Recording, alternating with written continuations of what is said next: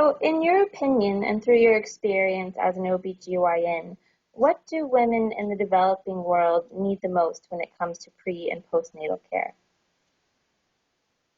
I think if you said it directly, it would be almost, can we have what you've got where you live in St. John's or Toronto, New York, London, or wherever? Or can we have something like that? And that's a bit how we came to be in Isiolo with the project we have in this small town in a fairly remote area of Kenya, where there was no antenatal care, there was no care during labor and delivery, and there was no care afterwards. The mothers delivered alone, by themselves in their huts, without cleanliness and so on. Uh,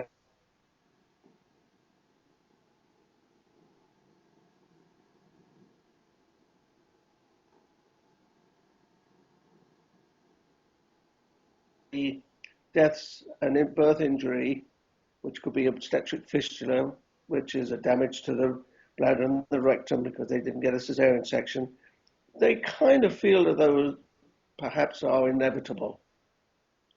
Well, we know in where we live, with all that we have and great medical advances and in the hospitals we have and the training of people, that this is not necessary. It doesn't have to happen. And all it needs, in a sense, is the political will and the funds to get on and do it. So that means, what sort of care do they need? They need care throughout their pregnancy. They need care to make sure that they are well, that they're not malnourished, that they're not anemic, that they don't have malaria or HIV, that they need treatment if they have, that their baby is growing properly, that their baby is in the right position for delivery, and that they are well, so that they have no high blood pressure, can occur in pregnancy, and they don't have any other possibly serious infections. Right. And So, then so what they women, need, so women in Canada and in the United States and throughout Europe, we assume that we'll be able to actually see a doctor several times, sometimes up before we even go into labor. Do women in the developing world have the opportunity to see a doctor prior to labor? no, when we went there, and that was the reason for going to this part of Kenya by the bishop, there was nothing, absolutely nothing. And the death rates amongst the women in that whole area was appalling. And he recognized that. The priests in his parishes, the women recognized that. And they had no way of getting any help. And the reason they came to us is because they found our website. The bishop found the website and said, "Can you come and do it?" So I went over there and I had a look, and I came back and I said, "Bishop, I can see what's necessary here is prenatal care as I just described. Then they need somebody who's skilled to look after them when they deliver, a midwife or a doctor if there's life-threatening situations, clean facilities, the medications that you might need, and so on. Then they need the follow-up afterwards. Because when you look at all the deaths that occur to mothers, they are in the last 3 weeks of pregnancy, they're during labor and delivery, and a week afterwards. 91% of all those deaths occur there.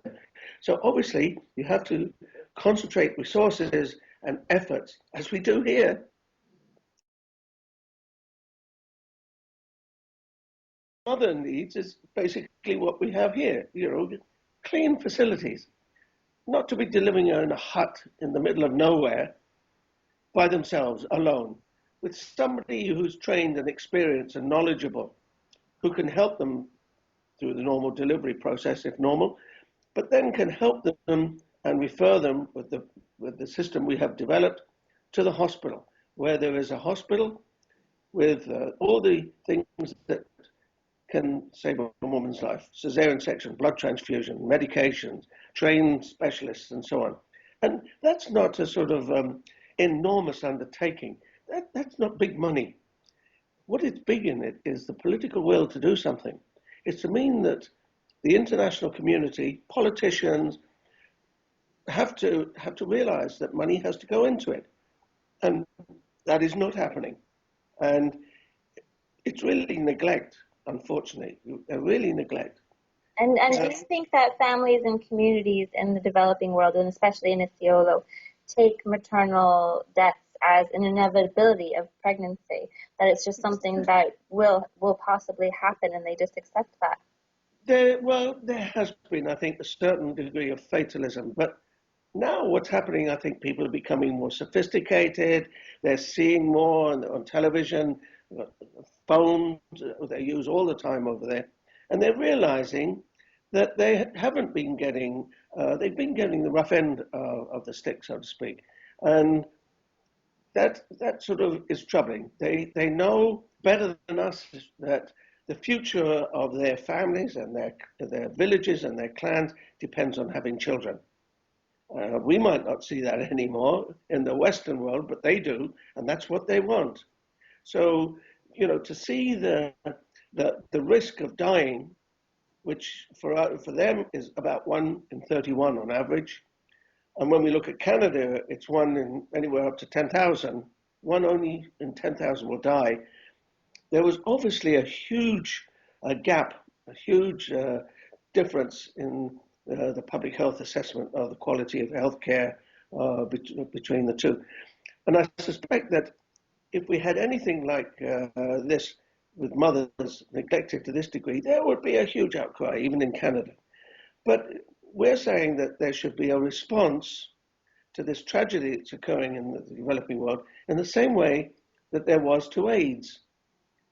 And the whole world joined together in AIDS simply because people were dying sadly from AIDS all over the world, including in our countries. So vast sums of money were put into solving that problem, prevention and treatment.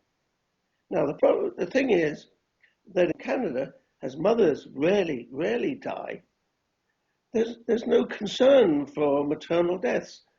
Okay, that's happening in Africa. So what's that got to do with us? There are people here who die from AIDS, so you better be busy in providing the care, and rightly so. But we're saying, for goodness sake, we all had mothers. Every one of us who's looking at this thing had a mother. And don't we respect them? Don't we love them? Don't we care for them? And so on. And therefore, why don't we do that for people who are just like us?